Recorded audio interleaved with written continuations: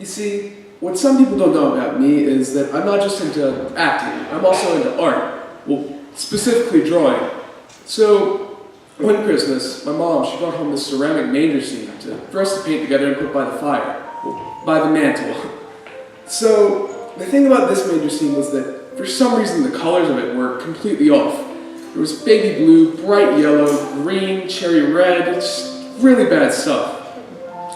So, most people probably could have made this work, but I was only into sketching. I didn't know the first thing about painting, and neither did my mom. So, with our powers combined, we unintentionally turned the Holy Family into anything but.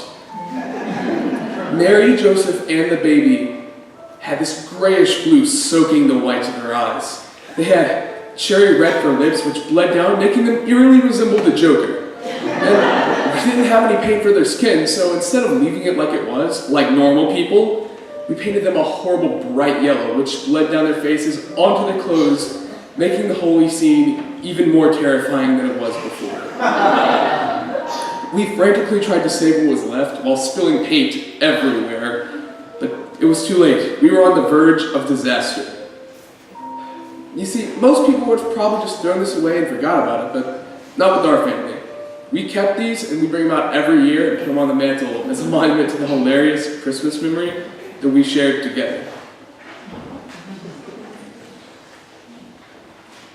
Poor, old, abused St. Nick. When we were finally ushered into his workshop, and I saw him there collapsed on his throne, I wanted to weep for him. The kids had really worked him over. They'd stuck him with their saddle shoes, grabbed a saintly old crotch with their bony knees, all about chatting away madly about what the reindeer eat and how Betsy Wetsy really wetsies. Well, there we were. I pushed Chris and Brian up towards what was left, and I must say, Santa did try to prop himself up and mutter Merry Christmas and a few miserable ho-ho-hos, but it was too late. He was already on the verge. I swear, Carl, his face was redder than his Santa suit. He was going to have a coronary right in front of us. And the kids? A lark. They were climbing over each other to get a better look. And that's when I heard it. A slow growling behind me like an angry animal. Something ready to attack, I don't know.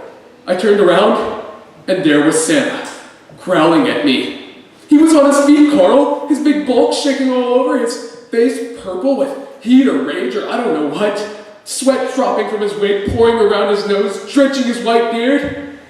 And man, Santa was big and red, redder than the avenging angels, and he was angry or furious because he had finally had it. He'd snapped. And then he grabbed me. I'll never forget, twisting me, shaking me over and over again. What the heck do you want, man? What the heck do you want? What the heck do you want? Santa? Asking me what I wanted? He was supposed to ask the kids. But you know what? I told him anyway. I said, you know what I want? I want Christmas to be the heck over with. That's what I want.